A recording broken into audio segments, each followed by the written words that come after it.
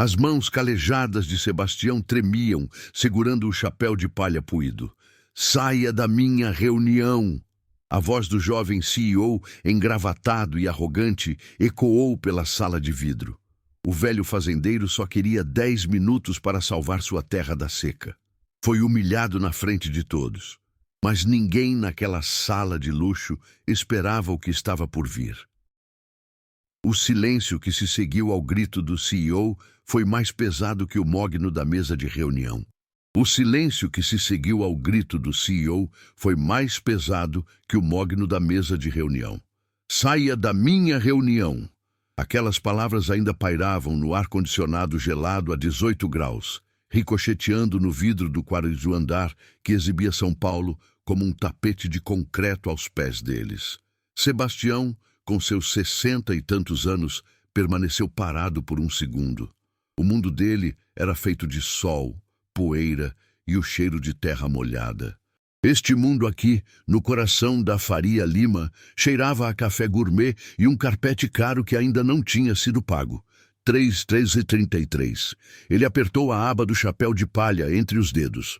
As unhas, permanentemente sujas de terra, eram um insulto à limpeza estéril da sala. Senhor, por favor, eu só preciso de 10 minutos. Sebastião tentou, sua voz baixa e rouca, um contraste brutal com o tom metálico e impaciente do homem que o encarava. 4,54. O CEO, doutor. Ricardo Bastos não devia ter mais de 30 anos. O terno de corte italiano custava mais do que Sebastião ganhava em 5 anos. Ele riu, um som seco e desdenhoso. 10 minutos? Você ouviu, Amanda? Ele se virou para a assistente, que desviou o olhar constrangida. Ele acha que meu tempo vale o mesmo que o dele. Seguranças! Ricardo, por favor, ele só... Começou uma mulher mais velha na mesa, provavelmente a diretora jurídica, mas o CEO levantou a mão, cortando-a. Sem por favor, Beatriz. Estamos no meio da maior crise de infraestrutura da Agrotech Solutions, uma falha de 50 milhões de reais que nossos melhores engenheiros não conseguem resolver. E esse... Ele olhou Sebastião de cima a baixo, da bota de borracha gasta até o chapéu puído. Esse fazendeiro acha que pode entrar aqui e pedir 10 minutos. A palavra fazendeiro foi cuspida como um veneno. Eu só vim falar da água, insistiu Sebastião, sentindo o peito apertar. 5. Não era medo, era raiva, uma raiva fria. A água que o projeto de vocês secou, minha terra, a terra dos meus vizinhos, tá tudo morrendo. O gado tá com sede. E é por causa do pivô 7 de vocês. A menção ao pivô 7 fez 2 engenheiros no canto da sala se mexerem desconfortavelmente. Foi como acender um fósforo num paiol. Ricardo, o CEO, ficou vermelho. A crise dos 50 milhões era o pivô 7. 6. Um sistema de irrigação de última geração, orgulho da empresa, que simplesmente parou de funcionar, drenando recursos e ameaçando o contrato bilionário com investidores árabes. Como você ousa? Ricardo bateu na mesa. O pivô 7 é tecnologia de ponta, satélites, IA, e você, um pé rapado, vem me dizer que sabe o que há de errado? Eu não disse que sei o que há de errado com a sua máquina, Sebastião disse, finalmente levantando o olhar. Os olhos dele, castanhos e fundos, pareciam carregar o pó de décadas. Eu disse que ela secou minha água, e se o senhor me mostrar o mapa, houve um momento de silêncio absoluto. A arrogância de Ricardo lutou contra uma súbita e incômoda curiosidade. Desacreditar o velho era fácil, mas o problema do pivô 7 era real, desesperador e estava prestes a custar-lhe o cargo. Que mapa? Zombou Ricardo. O mapa que você desenhou no guardanapo? O mapa que está aí. Sebastião apontou com o queixo para a tela de 100 polegadas que dominava a parede. Nela, um complexo gráfico de satélite mostrava a área do projeto com dados de solo e lençóis freáticos. O senhor está lendo ele errado. 8. Um engenheiro jovem, de óculos de aro grosso, soltou uma risadinha. Ele vai nos ensinar a ler dados de telemetria, chefe. Isso é impagável. Calha a boca, Jonas, rosnou Ricardo. Ele encarou Sebastião. O velho não se moveu. Ele não tinha sido convidado a sentar e estava de pé há 20 minutos, mas sua postura era firme. Ele não estava pedindo, ele estava afirmando. Seguranças! Ricardo gritou de novo, agora impaciente. Eles não vão precisar, Sebastião disse calmamente. Ele deu um passo à frente, ignorando a assistente que tentou bloqueá-lo. Seus olhos estavam fixos na tela. O senhor está olhando para essa mancha azul, ele disse, o dedo calejado pairando a centímetros da tela caríssima. E o seu computador diz que é um reservatório profundo, um lençol freático estável. 9. O engenheiro Jonas, o dos óculos, confirmou. Presunçoso. Correto. É o aquífero Bauru. Nossos sensores de perfuração confirmaram. Sebastião balançou a cabeça lentamente. Não, moço, não é não. Aí é pissarra. O quê? Perguntou Ricardo. Pissarra. Uma camada de pedra e argila dura que nem broca de poço passa direito. A água não infiltra aí. A água bate aí e corre para o lado. O senhor não achou um aquífero. O senhor achou uma laje. A sala ficou muda. Isso é impossível, gaguejou Jonas, correndo para seu tablet. Nossos dados, nossos algoritmos... Seu algoritmo não sabe a diferença entre o cheiro de poeira e o cheiro de mormaço, retrucou Sebastião, a paciência se esvaindo. Eu conheço essa terra. Eu nasci nela. Meu avô nasceu nela. Essa laje aí, ela corre por baixo da minha propriedade e vai morrer lá no córrego do Barreirinho. Ou melhor, morria.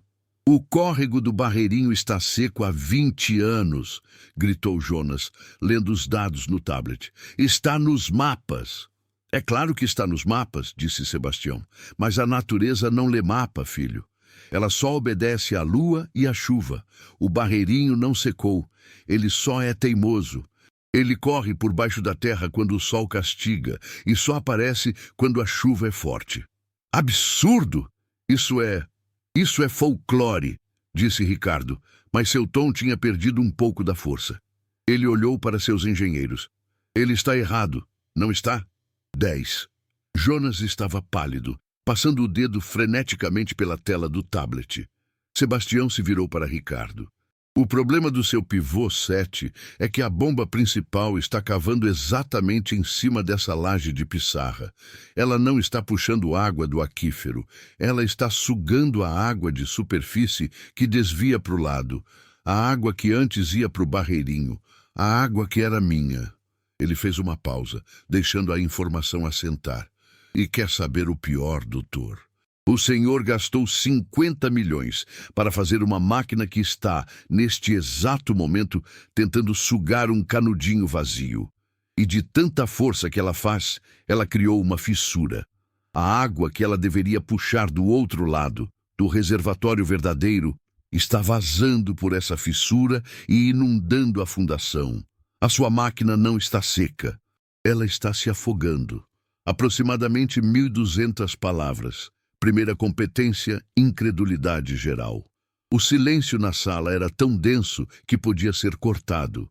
Os engenheiros se entreolhavam, pálidos.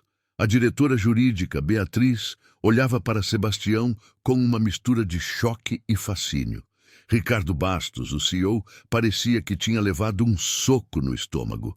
A confiança sumira, dando lugar a uma palidez doentia. Jonas, Ricardo sussurrou, a voz falhando. Verifique a telemetria de pressão da fundação do pivô 7. Agora, Jonas engoliu em seco. Seus dedos voaram pelo teclado do tablet. O gráfico que apareceu na tela gigante fez a sala inteira prender a respiração. A pressão hidrostática na base do pivô 7 estava 400% acima do normal. Eles achavam que era um erro de sensor. Meu Deus, murmurou o engenheiro. Ele está certo. A fundação está encharcada. Está em risco de colapso. Ricardo desabou na cadeira. Um colapso do pivô 7 não eram 50 milhões de prejuízo. Era o fim da empresa. Era a ruína. Ele olhou para o velho fazendeiro, o homem que ele tinha mandado sair. Como? Ricardo perguntou, a voz irreconhecível. Como você sabia, sem satélite, sem sensor? Como? Sebastião coçou a barba por fazer. Eu vi o que o gado fez. O gado? Repetiu Beatriz, a advogada. É, o gado não bebe água onde come, mas ontem o meu gado, que está sem água do barreirinho, foi beber na divisa, exatamente onde começa a terra de vocês. Eles começaram a cavar, com o casco, e a terra estava úmida. Ele olhou para os engenheiros. O gado sabe. Eles sentem o cheiro da água subterrânea. Se o gado cavou, é porque a água está lá embaixo e está subindo. A máquina de vocês está vazando por baixo da terra e a água está vindo parar no meu pasto. Vocês não estão só se afogando. Vocês estão me afogando junto. Foi um golpe de mestre, simples, analógico e irrefutável. A sabedoria de gerações contra a arrogância de algoritmos. 11. Ricardo passou a mão pelo cabelo perfeitamente penteado. Certo. Certo, você salvou a gente de uma catástrofe. O que você quer? Dinheiro? Quanto? A gente paga pela sua água. O desprezo voltou rápido. Para ele, tudo tinha um preço. Sebastião sorriu. Foi a primeira vez. Um sorriso triste. O senhor ainda não entendeu, doutor. Não entendi o quê? Você disse que a fundação está em risco. Vamos desligar a bomba, drenar. E vai adiantar o quê? Cortou Sebastião. O senhor vai secar a fundação, mas o barreirinho continua lá, e a laje de pissarra continua lá. O senhor só resolveu o sintoma. O problema é o lugar. Uma nova onda de tensão tomou a sala. 12. O que quer dizer com o lugar? Perguntou Beatriz, se inclinando para a frente. O senhor, disse Sebastião, apontando para Ricardo, construiu sua máquina de 50 milhões no único lugar em 10.000 hectares onde ela não poderia ser construída. O senhor construiu ela em cima da cabeceira do barreirinho. O senhor não está só bloqueando o córrego. O senhor está sentado em cima da nascente dele. Jonas checou os mapas de novo, freneticamente. Mas os mapas geológicos, a prospecção... O seu mapa geológico foi feito no tempo da seca, disse Sebastião, com uma paciência quase paternal. Ele não vale nada. Na minha terra, a gente aprende uma coisa. Você nunca constrói sua casa onde o rio costumava passar. Porque o rio, doutor, o rio sempre tem memória, e ele sempre volta para buscar o que é dele. 13, condenado. 50 milhões jogados no lixo, e a culpa era dele, por confiar cegamente nos dados e ignorar o óbvio. Então, acabou, Ricardo murmurou, mais para si mesmo. Estamos falidos. Não, disse Sebastião. O não foi tão firme que fez o CEO levantar a cabeça. Não, repetiu Ricardo, não. O senhor não está falido. O senhor só é teimoso. E burro, Sebastião disse sem raiva. Era uma constatação. Mas tem um jeito. Que jeito? Mover o pivô? Isso custa o dobro. Não precisa mover o pivô. O senhor só precisa dar ao rio o que ele quer. Sebastião andou de volta até a tela. Os seguranças que tinham chegado na porta agora assistiam à cena, fascinados, sem saber se prendiam o velho ou pediam um autógrafo. O senhor vê aqui? Sebastião apontou para uma área a leste do pivô 7, marcada como solo de baixa qualidade. Seu computador diz que isso aí é zona de erosão. Eu chamo de sangrador. Ele se virou para a sala. Todos os olhos estavam nele. O fazendeiro humilhado agora era o professor. O barreirinho quer passar. O senhor botou uma pedra de 50 milhões de toneladas no caminho dele. Então ele vai passar por baixo e destruir sua pedra. A não ser, incentivou Beatriz, a não ser que o senhor dê a ele um caminho mais fácil. O senhor vai cavar um canal. Aqui. Ele traçou uma linha na tela com o dedo, começando na fissura da sua fundação e terminando aqui no sangrador. O senhor vai recriar o córrego. O senhor vai dar um desvio para o rio. Jonas, o engenheiro, estava com a boca aberta. Isso é engenharia de reversão. Nós teríamos que recalcular toda a carga hídrica. Não precisa, disse Sebastião. A natureza já calculou. A água vai seguir o nível. O senhor só precisa abrir a porta. A água que está afogando sua máquina vai vazar por esse canal, vai encher o sangrador, e em 3 dias o barreirinho vai voltar a correr, onde ele sempre correu. Ricardo olhou para o velho. A arrogância tinha sido substituída por um desespero calculista. E o que você ganha com isso? Sua água de volta? Eu ganho minha água de volta, Sebastião concordou. E o senhor... O velho caminhou até a mesa de mogno. Ele pegou a jarra de água Perrier de R$ 100 que os executivos bebiam e um copo de cristal. Ele encheu o copo. 14. O senhor ganha o direito de manter sua máquina. Ele bebeu a água. Um gole longo e demorado. O som dele engolindo foi a única coisa ouvida na sala. 15. Mas tem um preço, disse Sebastião, colocando o copo na mesa com um clique que soou como um tiro. Preço? Eu já disse, eu pago, disse Ricardo, aliviado por voltar ao território que conhecia. Negociação. Não esse preço. Sebastião olhou no fundo dos olhos do CEO. O preço é o senhor pedir desculpas. O ar saiu dos pulmões de Ricardo. O quê? Pedir desculpas, não para mim, para eles. Sebastião apontou para a janela, para a cidade lá embaixo, mas todos sabiam que ele falava das terras secas a quilômetros dali. E o senhor vai assinar um papel, escrito pela dona Beatriz aqui, dizendo que a Agrotech Solutions vai fornecer água e ração para todas as 12 famílias do Vale do Barreirinho, até o córrego encher de novo, de graça. Era um cheque-mate. Ricardo olhou para Beatriz. A advogada deu um sorriso mínimo e pegou seu bloco de notas. Eu acho perfeitamente razoável, do ponto de vista de controle de danos. Ricardo, preso, derrotado, engoliu em seco. Tudo bem, feito. Agora, você pode... Claro, disse Sebastião. Ele pegou seu chapéu que estava no chão. Ele estava quase na porta quando parou. Ele se virou.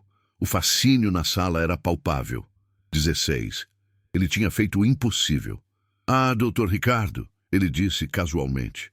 Sim, respondeu o CEO, parecendo um aluno pego colando. O senhor não devia ter gritado comigo. Não é educado. Sebastião ajeitou o chapéu. E também não é inteligente. O senhor sabe, eu mandei 14 cartas explicando tudo isso. Detalhadamente, mas acho que o senhor não lê as cartas de fazendeiros. Ele olhou para a diretora Beatriz. Dona Beatriz, o meu trator quebrou. A senhora acha que a empresa pode me dar uma carona para casa? O capítulo terminava não com uma explosão, mas com o silêncio ensurdecedor da arrogância sendo desmontada pela sabedoria. A injustiça tinha sido respondida. A surpresa se tornou admiração, e a tensão agora era outra, pois enquanto Sebastião saía da sala, amparado por Beatriz, Ricardo ficou para trás. Ele olhava para a tela onde a solução do velho brilhava, e foi quando ele percebeu. 17. O velho não tinha apenas salvado o pivô 7. Ele tinha acabado de provar que todo o departamento de engenharia de $500 milhões da empresa não valia mais do que o instinto de um velho e seu gado. Mas o que Ricardo não sabia era que Sebastião não era apenas um fazendeiro. E aquelas 14 cartas não eram de um homem desesperado. Eram de um homem que estava testando o terreno. O verdadeiro impacto ainda estava por vir. O som da porta de mogno se fechando atrás de Sebastião e da doutora Beatriz teve o peso de uma sentença. Na sala do 4º andar, o silêncio durou exatamente 15 segundos. Ricardo Bastos, o CEO, permaneceu olhando para a porta. Seu reflexo no vidro escurecido mostrava um homem pálido, o cabelo Armani levemente desalinhado. A adrenalina da humilhação tinha dado lugar a um frio na boca do estômago. Jonas, disse Ricardo, a voz baixa, perigosamente controlada. Sim, senhor. O engenheiro de óculos respondeu trêmulo. Eu quero saber quem ele é. Eu não quero o nome. Eu quero o CPF, o tipo sanguíneo, o nome do cachorro e o que ele comeu no café da manhã nos últimos 10 anos. Eu quero saber como diabos um... caipira Sabe mais sobre a minha empresa do que o meu departamento de engenharia de 500 milhões de reais. Ricardo não estava irritado. Ele estava apavorado. Aquele velho não tinha apenas apontado um erro. Ele tinha exposto a farsa inteira. A Agrotech Solutions, o império de satélites e IA, era um gigante com fundações de barro, ou melhor, de pissarra. Imediatamente, chefe! Jonas correu para seu notebook, os dedos voando. Eu pedi o CPF dele para a dona Beatriz para o acordo da ração que ele exigiu. Bom, rosnou Ricardo. Ache agora. Ele se virou para o resto da equipe, que permanecia congelada. O que vocês estão olhando? Liguem para a equipe de campo. Eu quero escavadeiras na zona de erosão, que o velho chamou de sangrador, até o meio-dia. Movam-se! Movam-se! A sala se esvaziou em pânico, deixando Ricardo sozinho com sua raiva e o reflexo da cidade que ele achava que governava. Enquanto isso, no elevador de aço escovado que descia 40 andares em 30 segundos, o silêncio era outro. Era um silêncio de respeito. Beatriz, a diretora jurídica, uma mulher acostumada a interrogar bilionários e destruir testemunhas em tribunais, observava o homem ao seu lado. Sebastião estava visivelmente desconfortável com a velocidade da descida. Ele segurava seu chapéu de palha com as duas mãos, como se fosse uma âncora para o mundo real. "O senhor está bem, seu Sebastião?" Ela perguntou, a voz surpreendentemente gentil. "Tô. É só que desce rápido demais. Dá um frio na barriga", ele murmurou mais para si mesmo. "Eu imagino." O elevador parou com um solavanco suave. As portas se abriram para o lobby monumental de granito preto e vidro, onde funcionários apressados mal erguiam os olhos. Para eles, Sebastião era invisível, um faxineiro, um entregador. Beatriz o guiou pelo lobby até a garagem subterrânea, em direção a um Audi A8 preto e silencioso. O cheiro de couro legítimo encheu o ar quando ela abriu a porta do passageiro para ele. Sebastião parou. Ele olhou para a bota suja de terra vermelha e depois para o tapete imaculado do carro. "Dona, eu acho que eu sujo seu carro", ele disse constrangido. 3. Pela primeira vez em 10 anos de empresa, Beatriz sentiu os olhos marejarem. Ela era paga para ser fria, para calcular riscos. Mas a dignidade daquele homem era algo que seus gráficos de performance não mediam. "Seu Sebastião", ela disse a voz firme, "o senhor pode sujar esse carro o quanto quiser. O senhor acabou de salvar a empresa que o paga. Por favor, entre." Ele entrou, sentando na ponta do banco sem encostar as costas. O carro saiu da garagem e mergulhou no trânsito caótico da Marginal. Beatriz dirigia em silêncio por alguns minutos, o cérebro jurídico trabalhando rápido. Ela não era como Ricardo. Ela não estava com raiva. Ela estava intrigada. "Seu Sebastião", ela começou, fingindo casualidade. "Aquilo lá em cima, sobre a pissarra e o córrego, foi impressionante. O senhor é geólogo?" Sebastião deu um sorriso leve, olhando pela janela. "Não, senhora. Eu sou só curioso. A terra fala, sabe? A gente que fica muito tempo nela aprende a ouvir. O gado me ensinou." "O gado", repetiu Beatriz. "Claro." Ela não acreditava naquilo. A explicação dele foi muito técnica. Engenharia de reversão. Jonas tinha gaguejado. Aquilo não vinha de gado. "E as cartas? O senhor disse que mandou 14 cartas." Ele suspirou. "Mandei. Faz 6 meses que eu aviso. Desde que a máquina começou a fazer um barulho estranho." "Que barulho?" "O barulho de coisa forçada. O som do motor estava diferente. E a água do meu poço, que era limpinha, começou a vir com barro. O barro da fundação deles. Eles estavam cavando o próprio buraco." Beatriz gelou. Ele sabia há 6 meses e tentou avisar. A negligência da empresa era criminosa. Eles nunca responderam?" Ela perguntou. "Ah, responderam", ele disse com uma tristeza que a cortou. "Mandaram uma moça do marketing lá. Ela me deu um boné da Agrotech e disse que ia encaminhar minha preocupação para o setor responsável. Isso foi na segunda carta. Depois pararam de responder. Beatriz engoliu em seco. Eu sinto muito, seu Sebastião. Em nome da empresa, eu... Não precisa sentir, dona. A culpa não é sua. Ele ajeitou o chapéu no colo. Aquele moço, o Ricardo... Ele é filho do outro Ricardo, não é? O Bastos original. O coração de Beatriz pulou uma batida. Sim, é o filho do fundador. O senhor conheceu o Dr. Bastos? Sebastião ficou quieto. Ele olhou para os prédios passando. Conheci. Há muito tempo. Ele era um homem de visão, mas não ouvia a terra. Só ouvia o dinheiro. De volta ao quatriz do andar, Jonas estava suando frio. Chefe, eu achei, Jonas disse, a voz fina. E então? É um chantagista? Um ex-funcionário rancoroso? Ricardo estava andando de um lado para o outro. Não, senhor. O CPF dele é limpo. Sebastião, espera. Jonas franziu a testa, olhando para a tela. O nome completo dele é Sebastião Ferreira de Albuquerque. E daí? É um Albuquerque? Zombou Ricardo. Não, chefe, o senhor não entendeu. Jonas disse pálido. Eu conheço esse nome. Eu cruzei o nome com os arquivos internos da Agrotech. Os arquivos mortos. Da fundação da empresa. Ricardo parou de andar. O que você quer dizer com fundação? Eu quero dizer, chefe, que há 22 anos, quando seu pai estava levantando o primeiro investimento, ele tinha um sócio, um engenheiro agrônomo que mapeou os primeiros 100.000 hectares que a empresa comprou. Um terror silencioso começou a tomar conta de Ricardo. Jonas, não... Jonas virou o monitor do seu notebook. Nele, uma foto antiga, empoeirada, de uma ata de reunião.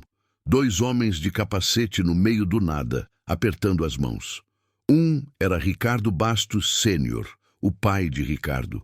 O outro, 25 anos mais jovem, com um sorriso largo e um chapéu idêntico ao que acabara de sair da sala, era Sebastião Ferreira de Albuquerque. Ele não era um sócio, Jonas sussurrou. Ele era o chefe de engenharia de campo. O primeiro funcionário. Ricardo sentiu o ar faltar. Aquele velho que ele tinha chamado de pé rapado. Tem mais, gaguejou Jonas. Eu achei as cartas dele, as 14 cartas. Elas não estavam no spam. Elas estavam sendo automaticamente redirecionadas para a lixeira do senhor por um filtro. Um filtro com o nome Albuquerque. Eu não criei esse filtro, gritou Ricardo. Não, senhor. O filtro é antigo.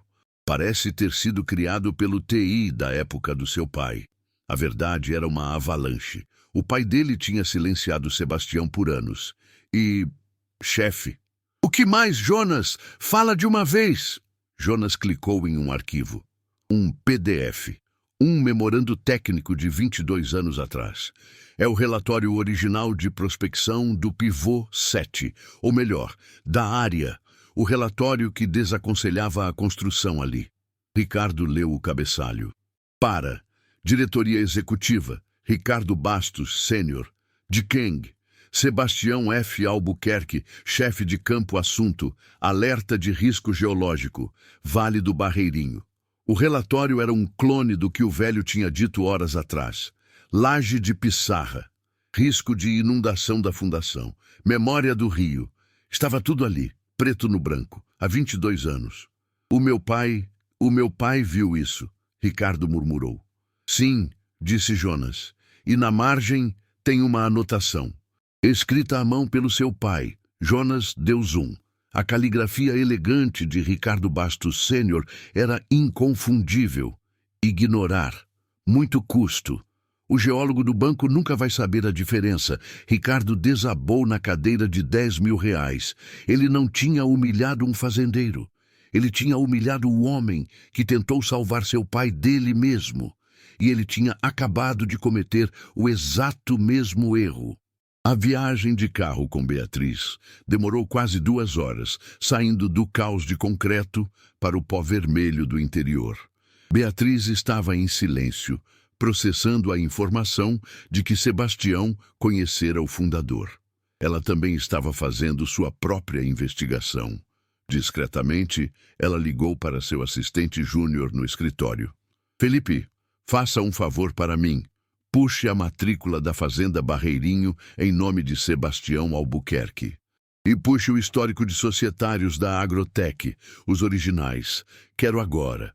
Eles chegaram à porteira do sítio de Sebastião. Não era uma fazenda, era um sítio, pequeno, castigado pela seca que a própria empresa dela causara. A casa era simples, de tijolo à vista, mas o quintal era impecavelmente limpo. Sebastião desceu, batendo a poeira da bota antes de tocar o chão. Obrigado pela carona, dona Beatriz. Desculpe o trabalho. Seu Sebastião, espere. Beatriz desceu do carro, o salto fino afundando na poeira. O telefone dela vibrou no bolso. Era Felipe. Ela o ignorou por um momento. O senhor... Por que o senhor não disse quem era? Sebastião olhou para ela, os olhos fundos. E quem eu sou, dona? Sou Sebastião, sou um fazendeiro. O que eu fui não paga a conta de água. O senhor foi o engenheiro-chefe do meu patrão, ela disse, a voz subindo. Ele riu, um som seco. Eu fui o parceiro do pai dele. Eu entrei com a terra e o conhecimento.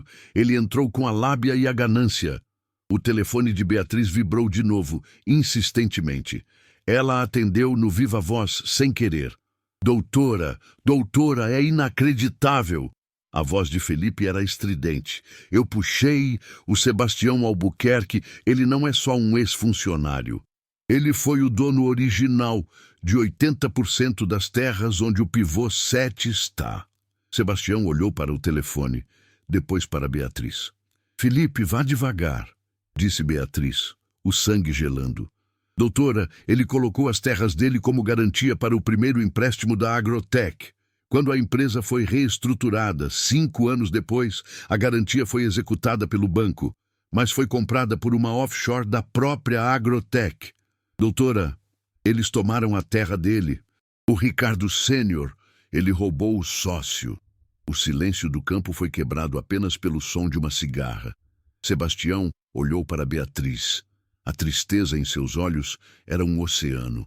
Não havia raiva, apenas uma dor antiga. Ele não roubou, moço, Sebastião disse ao telefone, surpreendendo Felipe. Ele só esqueceu de me pagar.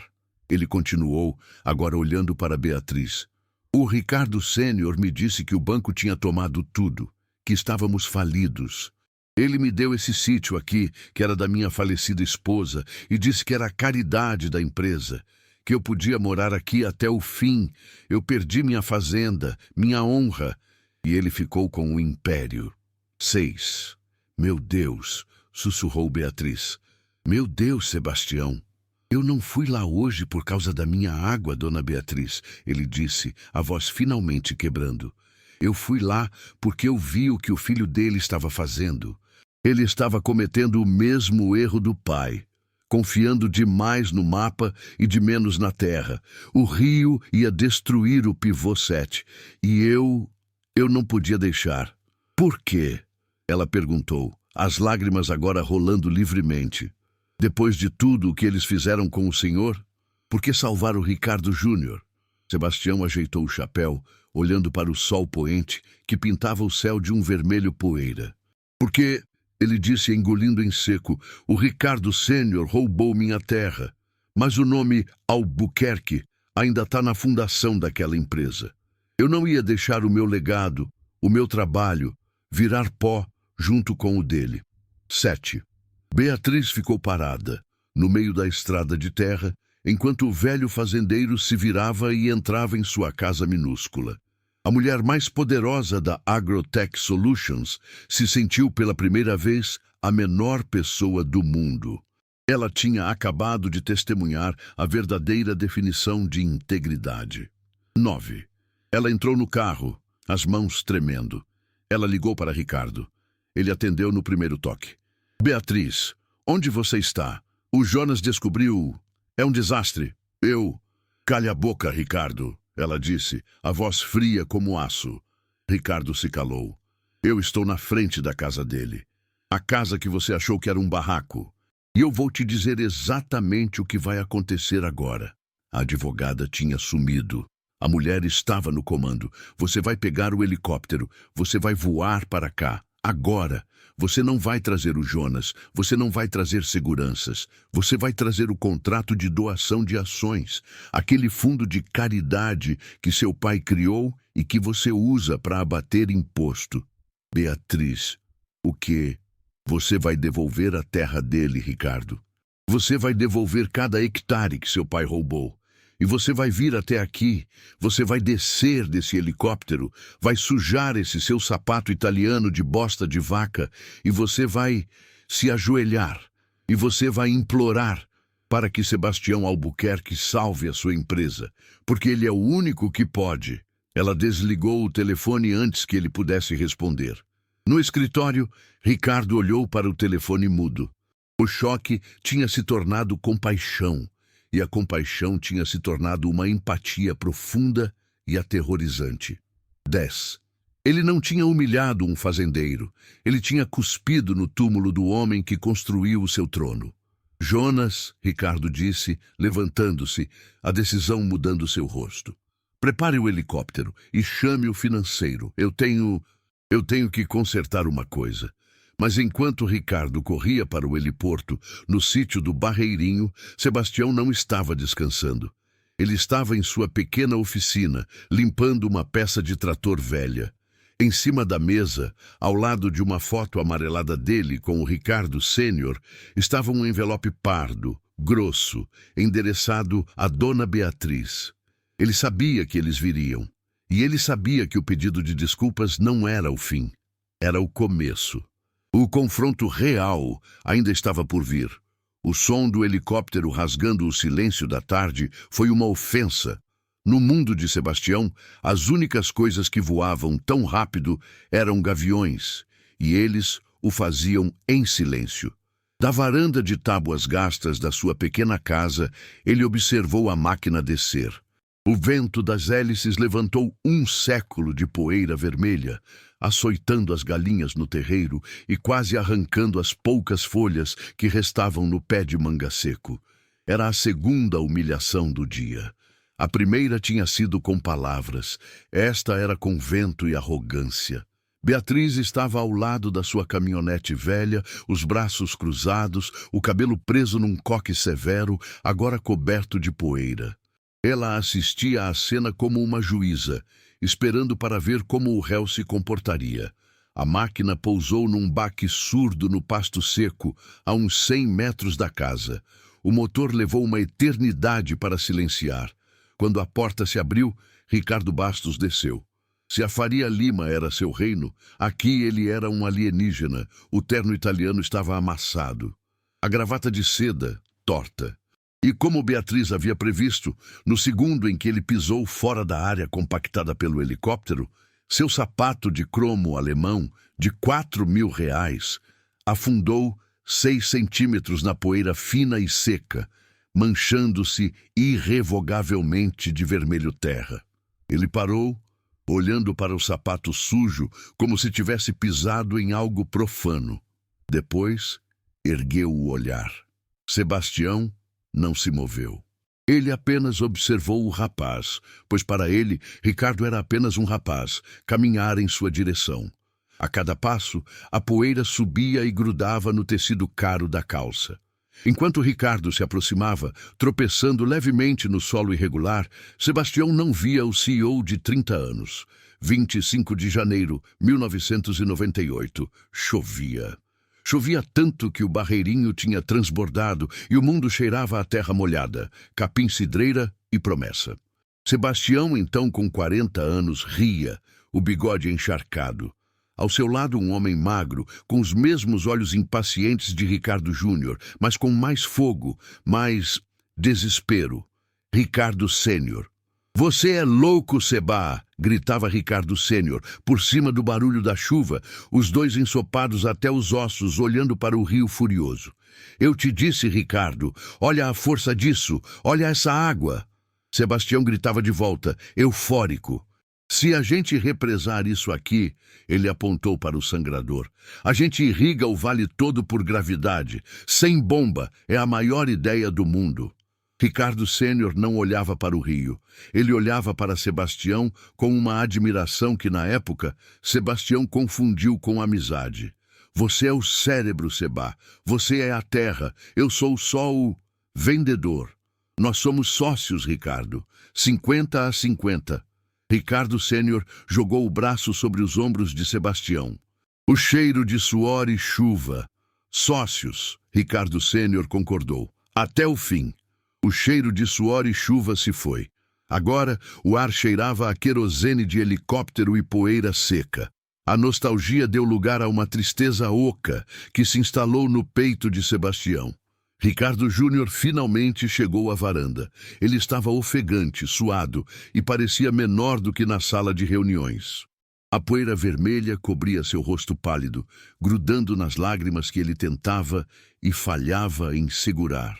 Seu Sebastião, ele engasgou, a voz de CEO sumindo, dando lugar à de um garoto pego em flagrante. Eu...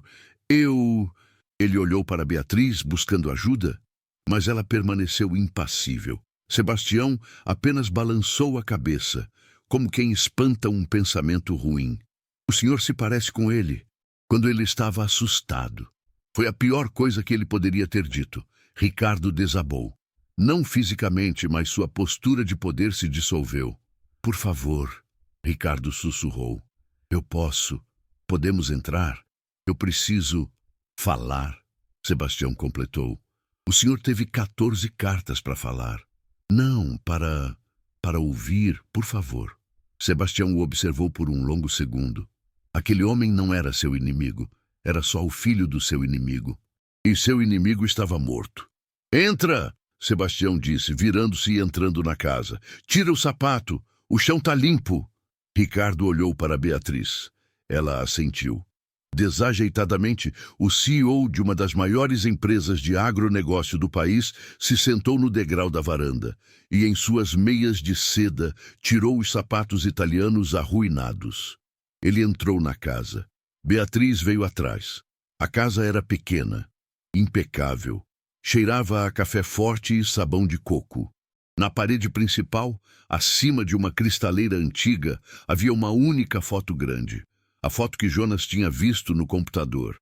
Sebastião e Ricardo Sênior, de capacete, apertando as mãos no meio do nada. Ver a foto fez Ricardo Júnior soluçar. Estava tudo lá. O memorando. O seu nome.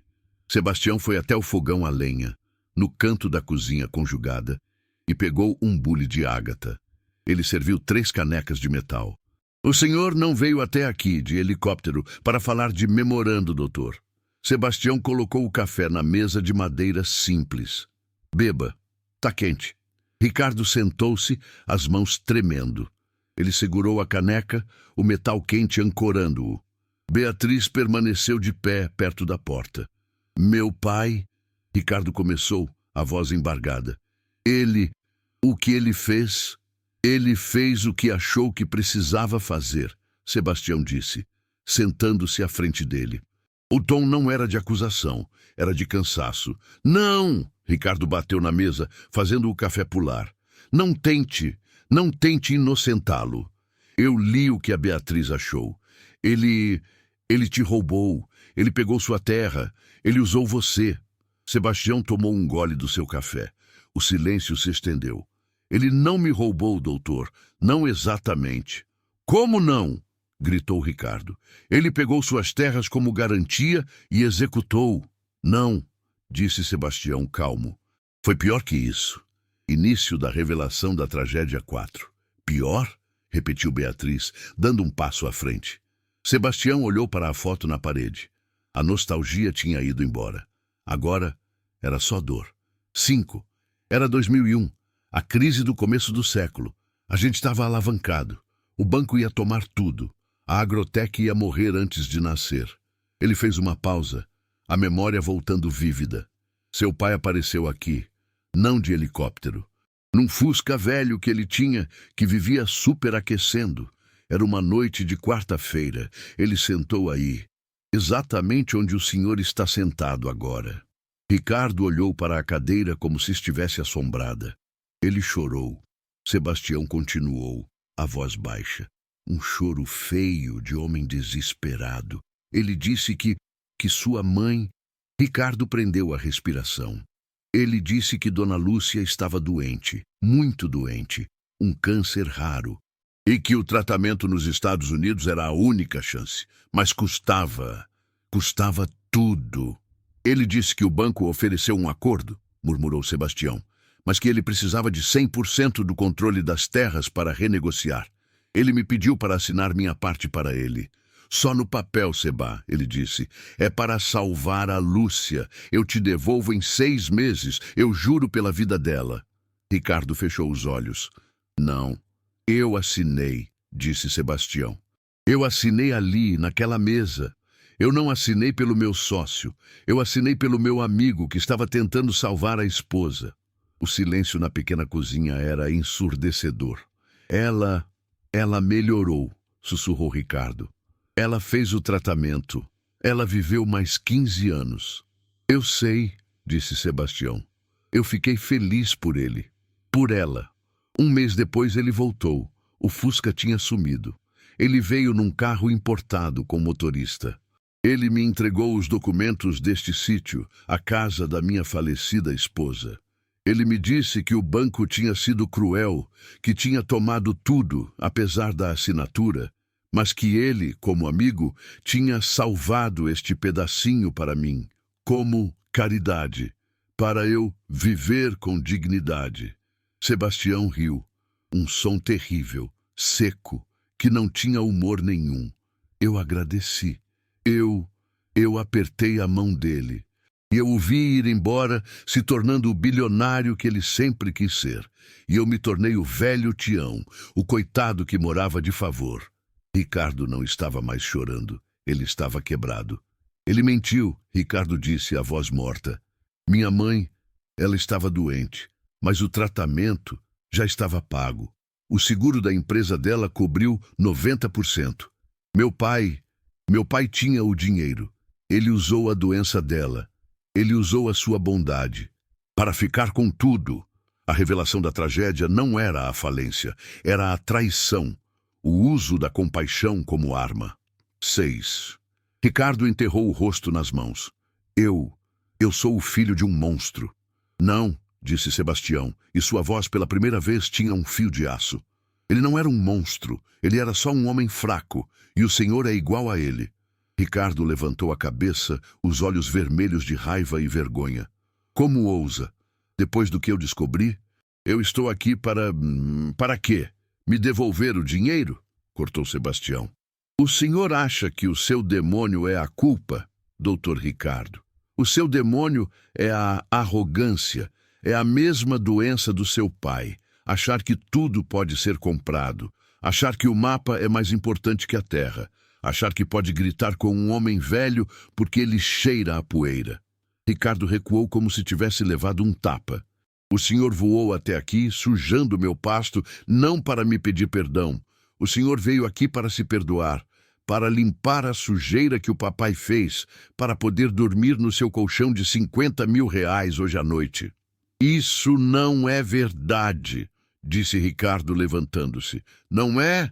Sebastião se levantou também. O velho fazendeiro parecia ter crescido. O ar na cozinha vibrava. O senhor não está aqui por mim. O senhor está aqui porque o seu pivô de 50 milhões está afundando na lama. E o único homem que pode salvar o seu império é o pé rapado que o senhor humilhou. Era a verdade.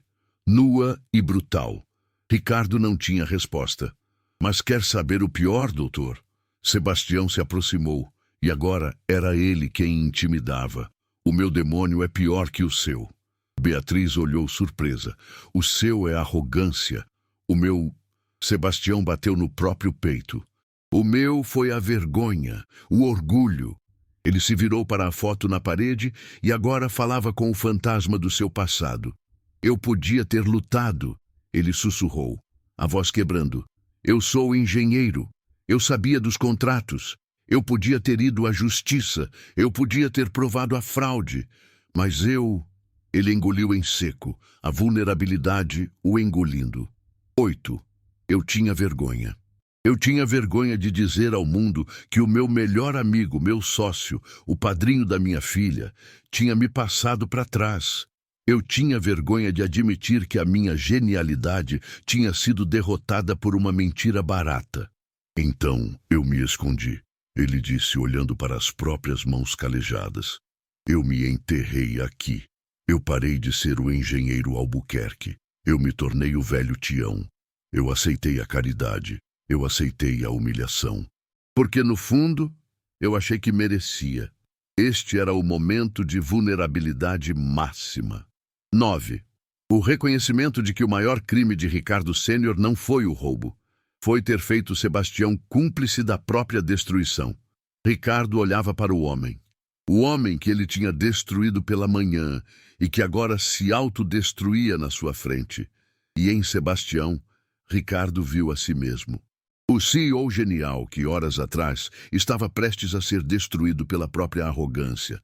Nós dois, Ricardo disse a voz rouca, nós dois somos fraudes. Eu, fingindo que sabia o que estava fazendo.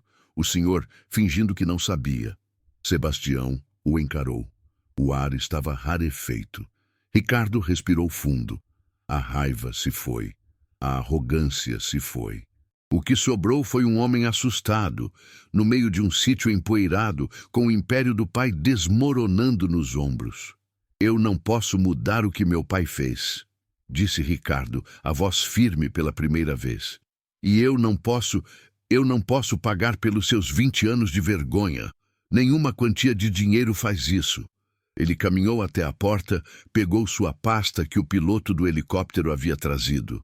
Ele a jogou na mesa, em cima das canecas de café. Não era um gesto de poder, era um gesto de rendição. A Beatriz me disse para trazer isso. É um contrato, devolvendo 40% das ações da Agrotech, a parte que meu pai roubou de você. Sebastião olhou para a pasta de couro, mas não a tocou. Mas isso não é o suficiente, disse Ricardo. O senhor tem razão. Eu vim aqui para salvar minha pele, para salvar o pivô 7. Ele se virou para Sebastião. O confronto terminava. A negociação começava. O senhor me humilhou hoje, disse Ricardo. Lá na sala, o senhor me destruiu. O senhor me mostrou que eu não sei nada, e o senhor estava certo. Então, Ricardo estendeu a mão. Não a mão de um CEO, a mão suja de poeira de um homem desesperado. Me ensine, por favor. O senhor disse que eu sou igual ao meu pai. Me ajude a ser diferente. Era o momento, a esperança. 11.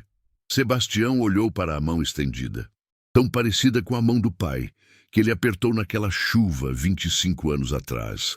A mão que prometeu sócios até o fim. Ele não apertou a mão de Ricardo. Em vez disso, ele se virou e foi até a sua oficina, uma pequena sala nos fundos da casa. Ricardo ficou de mão estendida, a humilhação final. Beatriz prendeu a respiração. Sebastião voltou. Ele não trazia uma arma, não trazia os papéis do processo. Ele trazia o envelope pardo que estava em sua mesa desde o dia anterior. E trazia um rolo de papel grosso, papel de engenharia amarelado pelo tempo. Ele jogou o rolo de papel na mesa, em cima da pasta de ações de Ricardo. Eu não quero suas ações, Sebastião disse. Ações são papel. Eu quero terra, eu quero água. Ricardo, confuso, abriu o rolo de papel. Beatriz se aproximou para ver. Não era um mapa, era um projeto. Um projeto detalhado, complexo, desenhado à mão, com uma precisão que nenhum computador poderia replicar. Mostrava o pivô 7, a laje de pissarra e o sangrador, mas mostrava mais. O que é isso? Gaguejou Ricardo. É o projeto Barreirinho, disse Sebastião, os olhos brilhando com um fogo que Ricardo não via desde a manhã. O projeto que eu mostrei para o seu pai há 25 anos. O que ele achou caro demais. Ele não usa só o sangrador para desviar a água, explicou Sebastião, a voz de velho Tião sumindo, dando lugar à voz do engenheiro Albuquerque. Ele usa a própria laje de pissarra como um canal de distribuição. Ele cria um sistema de irrigação por gravidade, alimentado pelo vazamento do pivô 7. que pode trazer água de volta não só para o meu sítio, mas para todas as 12 famílias do vale. De graça. Usando a energia do próprio rio. Ricardo olhava para o mapa boquiaberto. Era genial, era simples, era perfeito. Isso... Ricardo olhou para Sebastião. Isso não salva só o pivô. Isso pode mudar a forma como a empresa inteira trabalha. Sim, disse Sebastião. O senhor guardou isso por 20 anos? Eu guardei isso, disse Sebastião, porque eu sabia que um dia o rio ia cobrar a dívida e o seu pai não ia estar lá para pagar. Mas o senhor estaria. Sebastião pegou a pasta de ações que Ricardo trouxe. Ele a abriu, tirou o contrato. Ele o rasgou ao meio. O quê? Exclamou Beatriz. Eu não quero 40%, disse Sebastião.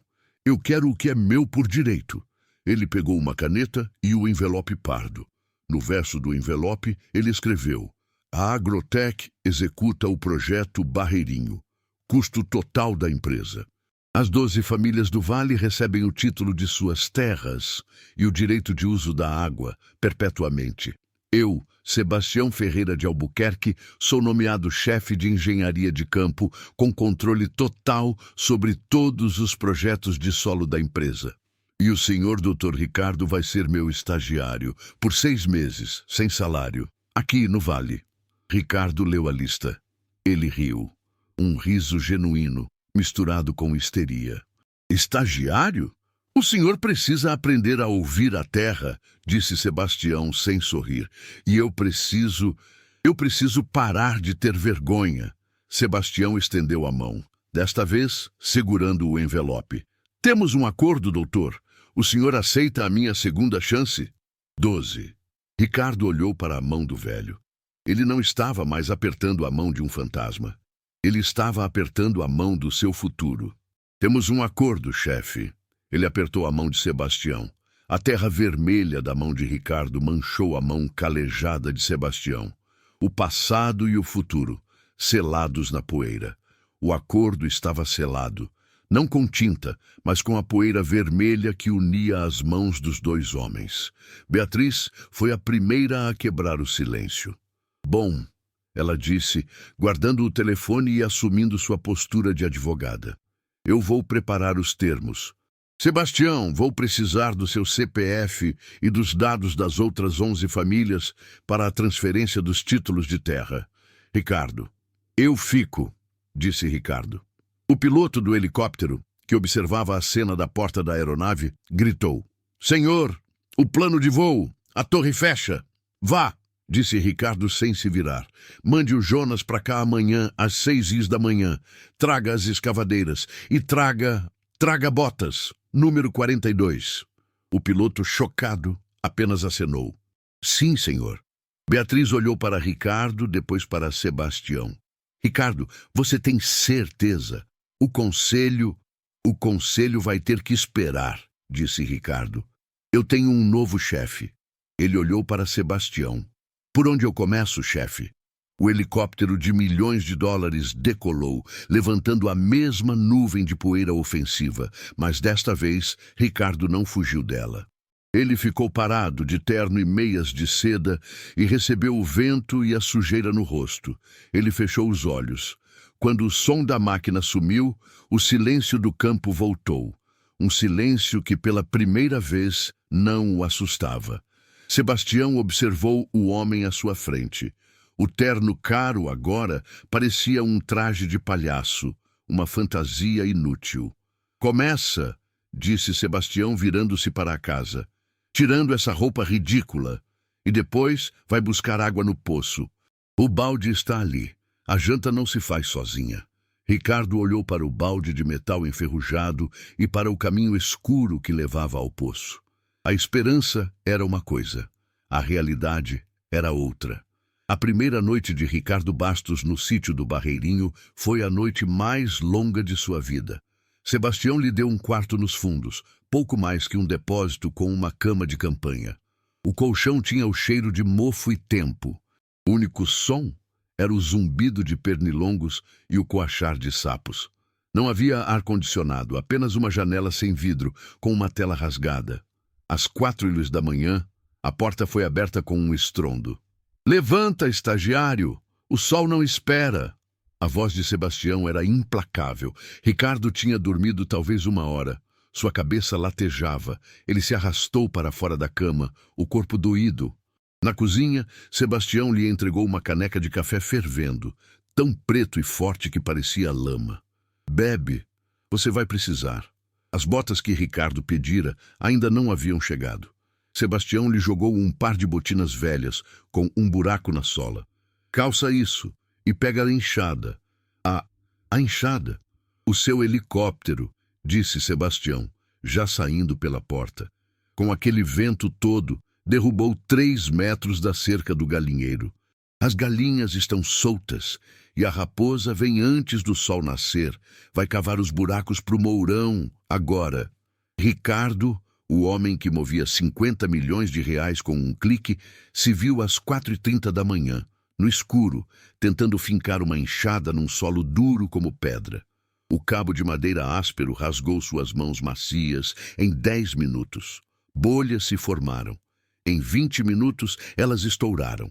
Ele suava. Ele xingava baixinho.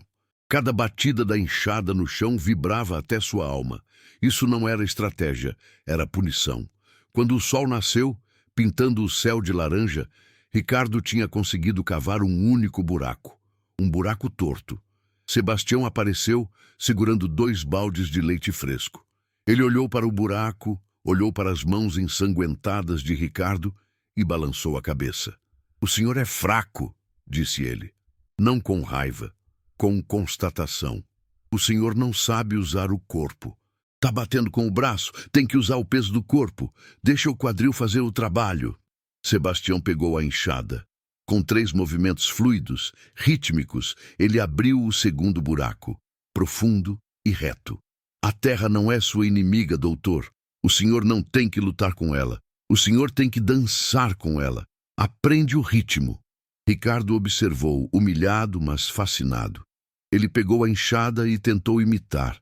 Doeu. Mas pela primeira vez, a enxada entrou na terra. Era progresso.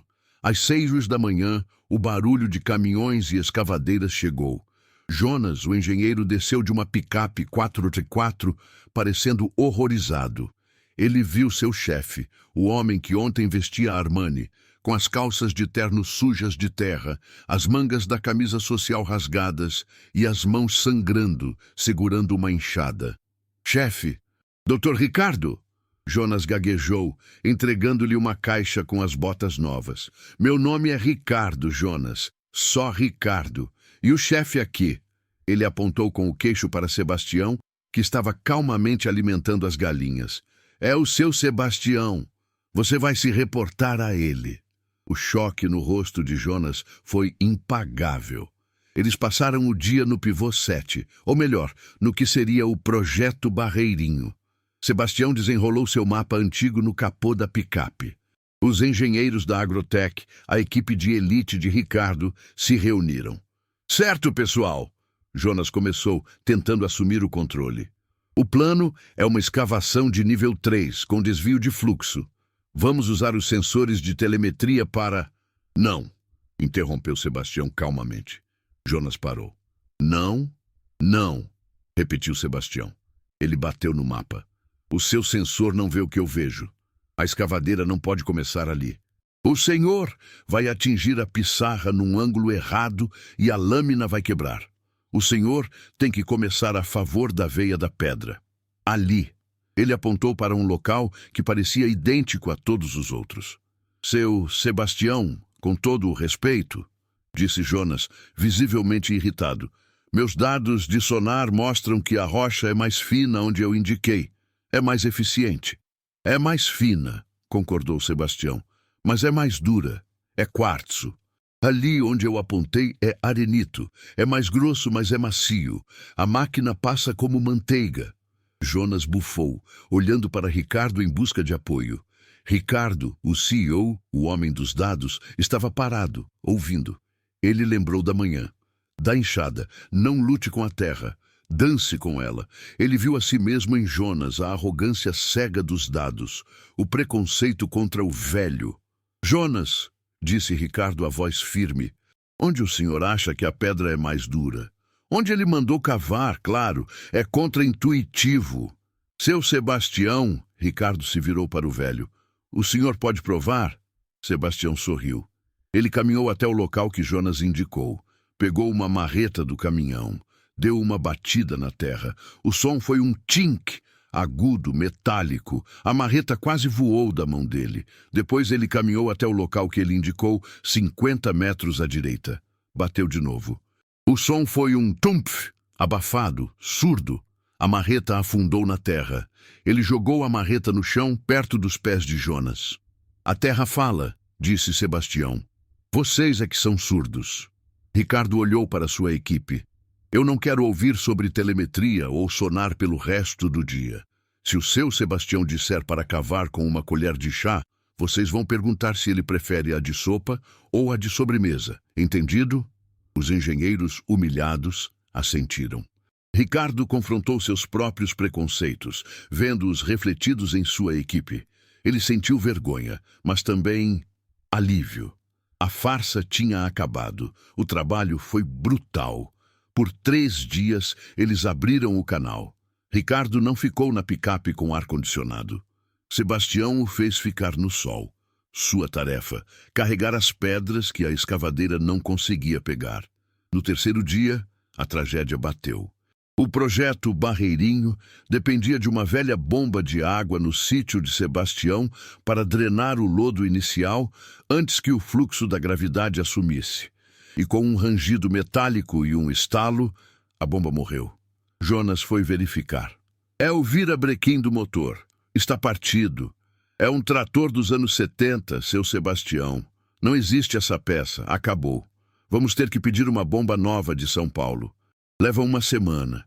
1 semana não, disse Sebastião, sentando-se numa pedra devastado. A chuva vem em 3 dias.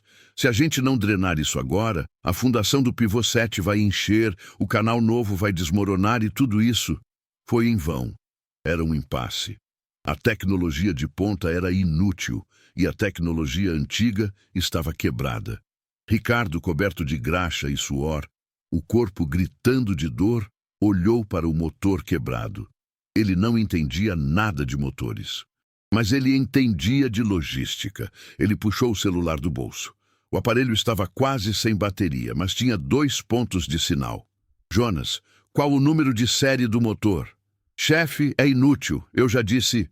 O número de série, Jonas. Jonas, assustado, leu o número. Ricardo ligou para um número que sabia de cor. Paulo, é o Ricardo.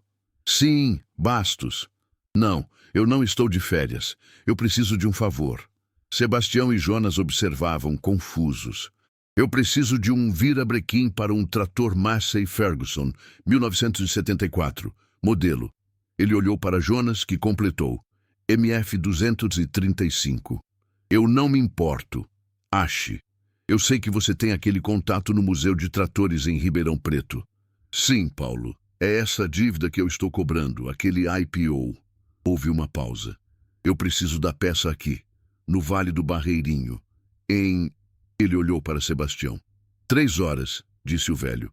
Em 3 horas. Mande de helicóptero. O helicóptero da empresa. Autorização nível alfa. Ele desligou. Sebastião o encarava. IPO? Museu de Tratores? Ricardo deu um sorriso cansado. O Paulo é o maior lobista de máquinas agrícolas do país. Ele me devia uma. Grande. 2 horas e 40 minutos depois, o helicóptero da Agrotec desceu, trazendo não um CEO, mas uma única peça de metal velha e engordurada, que valia seu peso em ouro. Enquanto Sebastião, com a habilidade de um cirurgião, instalava a peça, ele olhou para Ricardo, que estava limpando as ferramentas. O senhor, disse o velho, talvez não seja tão inútil quanto parece, doutor. Talvez, disse Ricardo, mas o senhor ainda pode me chamar de estagiário. Sebastião riu, um riso genuíno. A conexão estava feita, não era amizade, era respeito. No 5º dia, aconteceu o milagre. Com a bomba antiga drenando o lodo e a escavadeira abrindo o último metro de terra, a água que estava afogando o pivô 7 finalmente encontrou o caminho. Começou como um fio de água barrenta, depois um riacho. Em 1 hora, era um córrego forte, correndo pelo canal que eles cavaram, seguindo o caminho de arenito que Sebastião indicara e desaguando no sangrador seco. O barreirinho, o córrego fantasma, estava voltando à vida. A notícia correu pelo vale como fogo em palha seca. Ao entardecer, eles chegaram. As outras 11 famílias vieram a pé, em bicicletas enferrujadas, em carroças. Eram homens e mulheres de rostos marcados pelo sol, tão desconfiados e duros quanto a terra que cultivavam. Eles pararam à distância, vendo a água correr, vendo Sebastião, o vizinho que eles respeitavam, ao lado de Ricardo, o filho do ladrão. "Sebastião?" gritou um homem mais velho de chapéu de couro. "Que diabo é isso? O que esse homem está fazendo aqui? Veio tomar o resto?" A tensão era palpável. Sebastião subiu num monte de terra. "Ele não veio tomar, Zé. Ele veio devolver." "Devolver o quê? A água que o pai dele roubou?" Ricardo sentiu o peso de 20 anos de ódio. Seu primeiro instinto foi se esconder atrás de Jonas. Mas o Ricardo da Faria Lima estava morto. Ele caminhou até o grupo. Suas botas novas estavam tão sujas quanto as dos fazendeiros. Suas mãos estavam calejadas e enfaixadas. Ele não parecia um CEO, parecia um trabalhador rural que tinha levado uma surra. Ele parou na frente de Zé. O homem era mais alto e mais forte que ele. "Seu Zé", Ricardo disse, a voz rouca de poeira. "Meu nome é Ricardo Bastos, e o senhor tem razão. Meu pai, minha empresa, nós roubamos vocês. Nós secamos a terra de vocês." Os fazendeiros murmuraram, surpresos pela confissão. "Nós não podemos devolver os 20 anos que vocês perderam", continuou Ricardo. "Mas nós estamos devolvendo a água, e amanhã, Dona Beatriz, a advogada da empresa, vai estar no cartório da cidade. O título de terra de cada um de vocês estará lá, com o direito de uso perpétuo desta água, de graça." Um silêncio chocado tomou conta do grupo. Ricardo engoliu em seco. "Em nome do meu pai, e em meu nome, eu peço perdão pelo que fizemos." Zé olhou para Ricardo. Ele olhou para as mãos do rapaz. Mãos de quem nunca tinha trabalhado, e que agora estavam destruídas. Ele olhou para Sebastião, que assentiu confirmando. Zé cuspiu no chão. "Perdão é coisa de padre." Ele olhou para a água correndo. "Mas água é coisa de Deus e de homem de palavra." Ele estendeu a mão grossa. "O senhor demorou 20 anos, mas veio." Ricardo apertou a mão. O impacto estava se multiplicando. Naquela noite, o vale celebrou. Não foi uma festa, foi um ajuntamento. Cada família trouxe o que tinha. Um pouco de feijão, uma galinha, farinha, um queijo curado. Na varanda de Sebastião, fizeram um panelão de galinhada no fogão a lenha. Ricardo estava sentado num caixote de madeira, entre Zé e Sebastião, comendo num prato de metal. A comida era simples, gordurosa e absolutamente a melhor coisa que ele já tinha provado. Eles contavam histórias, riam, falavam da seca, da colheita, da esperança que a água trazia. Ricardo não falou. Ele apenas ouviu. Ele ouviu histórias de crianças que adoeceram por beber água ruim, de gado que morreu de sede, de sonhos abandonados. E ele percebeu o verdadeiro custo do que seu pai fez. Não eram 50 milhões, eram vidas. O seu pai, Zé disse a Ricardo num momento de silêncio, ele era um homem com pressa. Ele era, concordou Ricardo, olhando para Sebastião. Ele não era de todo ruim, disse Sebastião, surpreendendo a todos. Antes do dinheiro, ele sabia sonhar. Ele só se perdeu no sonho. Ricardo olhou para Sebastião, uma gratidão profunda surgindo. O velho não estava apenas o ensinando a trabalhar, estava o ensinando a perdoar. A transformação estava quase completa. O jantar acabou. As famílias foram embora, levando esperança. Ricardo e Sebastião limpavam os pratos no poço, sob a luz da lua. 6 meses, disse Sebastião, quebrando o silêncio. O quê? Perguntou Ricardo. O contrato que eu fiz com você. Estagiário por 6 meses. Eu sei. Faltam 6 meses, disse Ricardo. Não, disse Sebastião. Já se passaram 6 meses. Ricardo parou. Ele olhou para as próprias mãos. Não eram mais macias, eram grossas, calejadas, manchadas. Ele olhou para o reflexo na água do poço. O homem que o encarava de volta estava magro, queimado de sol, com rugas de expressão ao redor dos olhos. Ele não reconheceu o CEO. Ele viu um homem. O vale estava verde. O pivô 7 funcionava perfeitamente, agora integrado ao projeto Barreirinho. A Agrotech, em vez de perder 50 milhões, estava economizando 30% em energia de irrigação, graças ao sistema de gravidade de Sebastião. Naquele momento, um carro estacionou na porteira. As luzes dos faróis cortaram a noite. Era Beatriz. Ela não saiu do carro com pressa.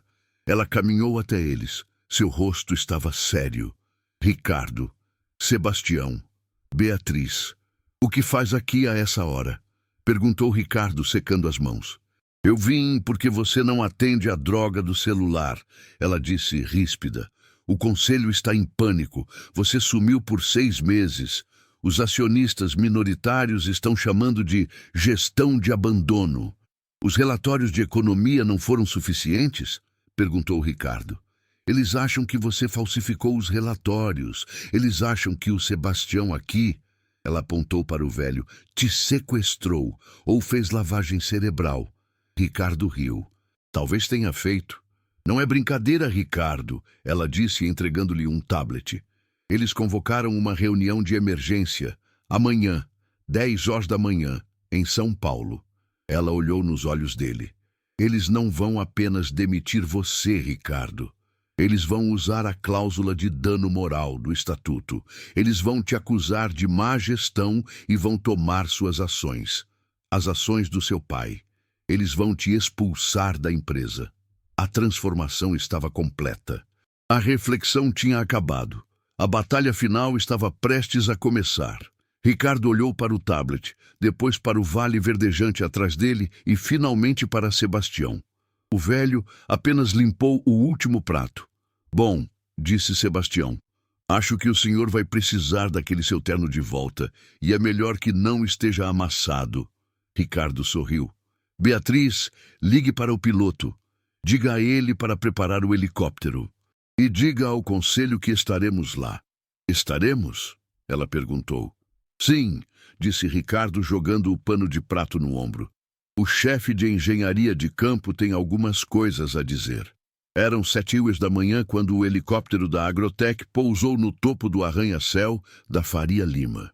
A viagem de volta fora o oposto da ida. Há 6 meses, Sebastião estava no Audi de Beatriz, envergonhado de sujar o tapete.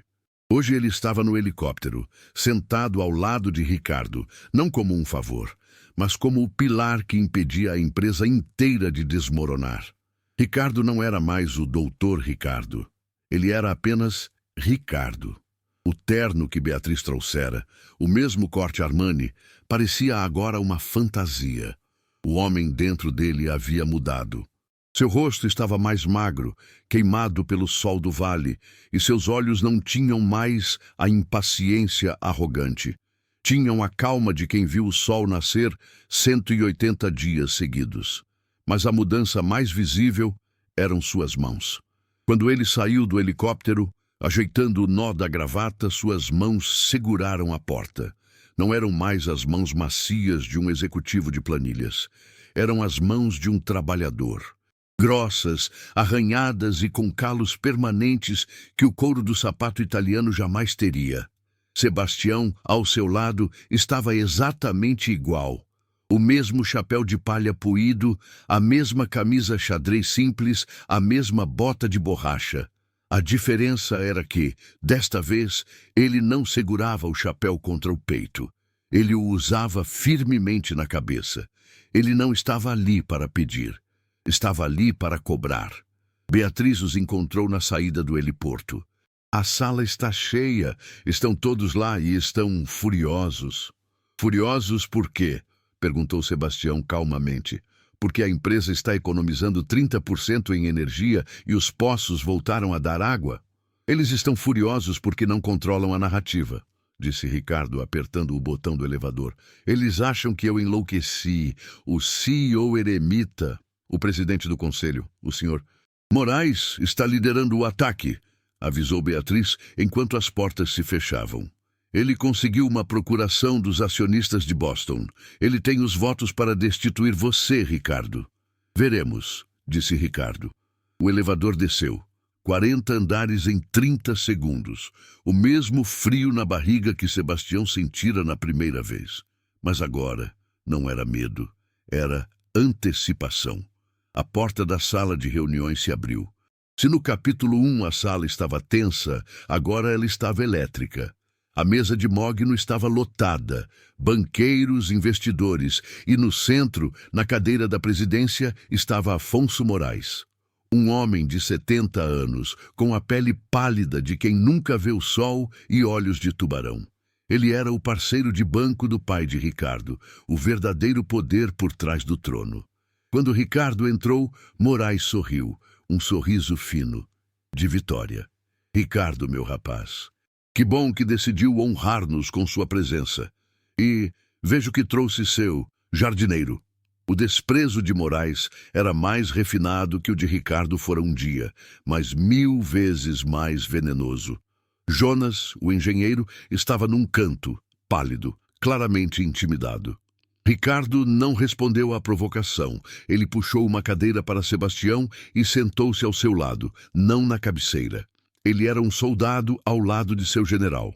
Afonso, disse Ricardo, a voz calma, vamos pular as formalidades. Eu li a pauta. Destituição. Moraes bateu com os nós dos dedos na mesa. Destituição por justa causa, Ricardo. Abandono de posto. Gestão temerária. Você desviou 50 milhões de reais de um projeto de pivô para cavar valas. Um banqueiro ao lado dele complementou. Nossos relatórios de satélite mostram que a área do pivô 7 está operando com 40% da capacidade de bombeamento. Você destruiu o projeto? Ricardo olhou para Jonas. O jovem engenheiro engoliu em seco. Jonas, disse Ricardo, explique a eles.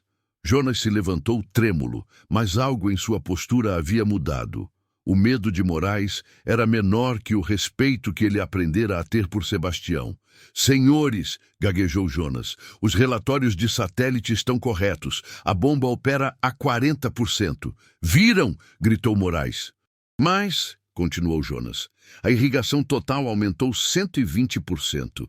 Nós não precisamos de 100% da bomba.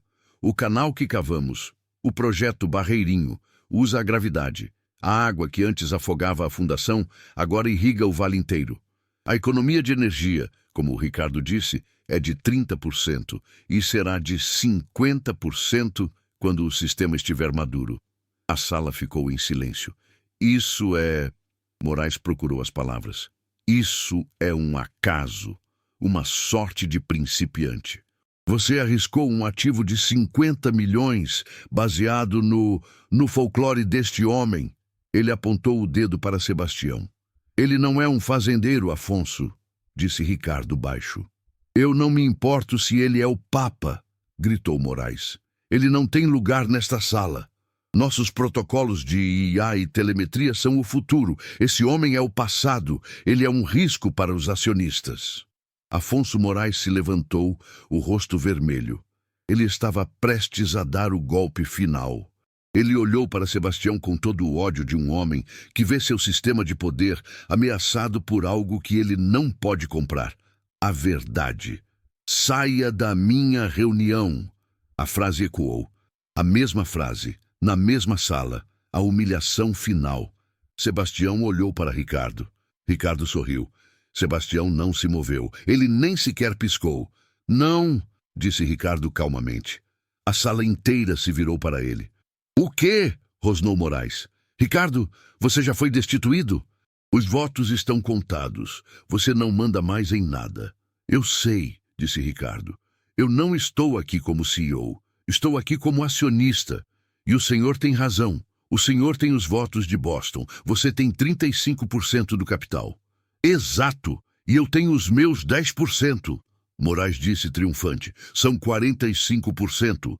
Suficiente para tomar o controle. Ricardo olhou para Beatriz, que estava quieta perto da porta. Ela deu um passo à frente, segurando uma pasta de couro, idêntica à que Ricardo levara ao sítio 6 meses antes.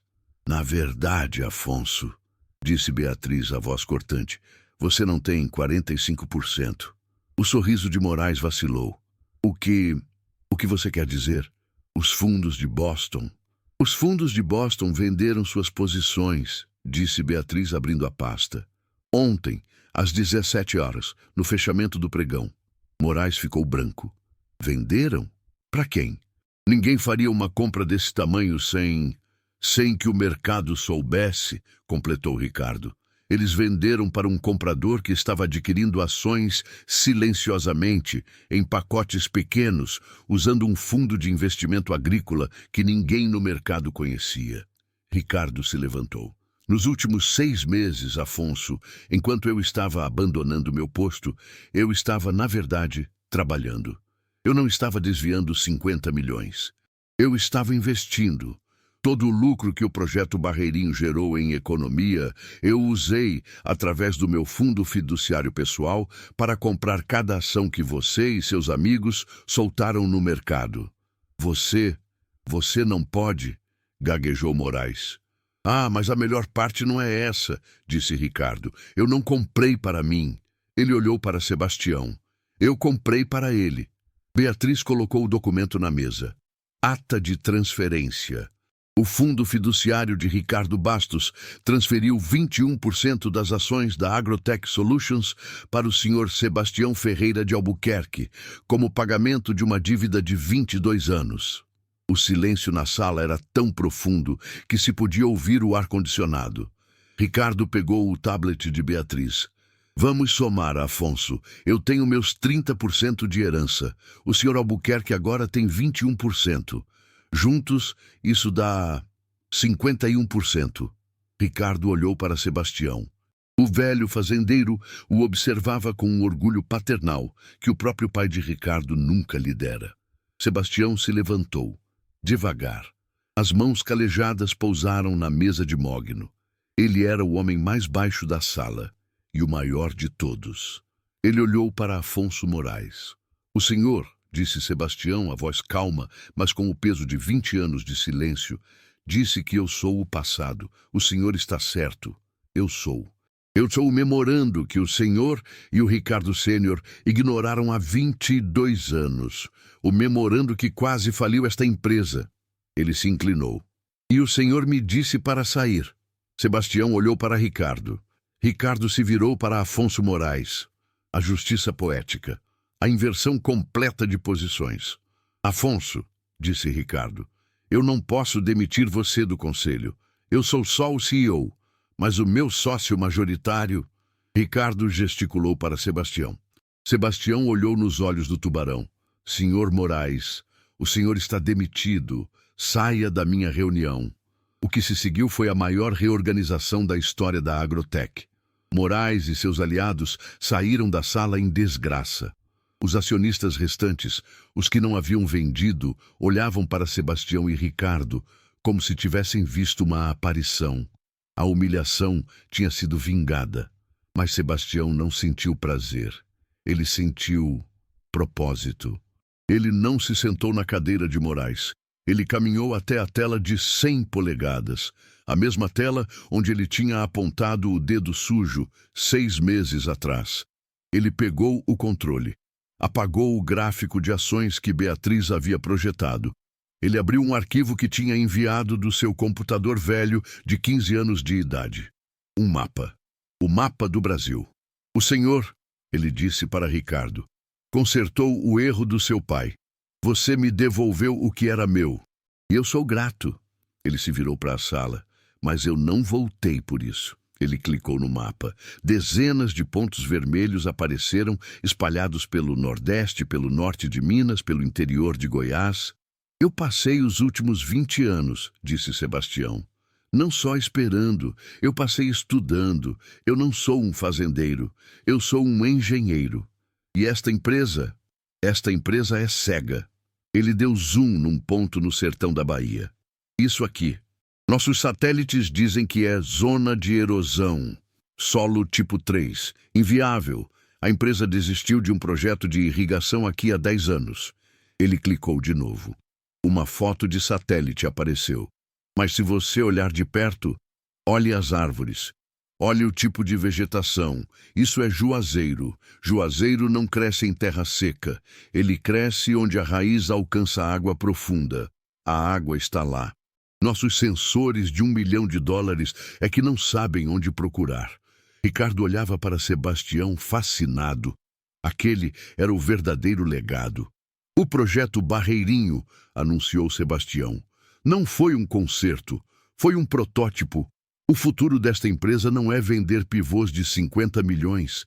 O futuro é encontrar água onde todo mundo desistiu. De hoje em diante, ele disse, e sua voz era a de um profeta. A Agrotech Solutions vai lançar o Instituto Albuquerque de Engenharia de Campo.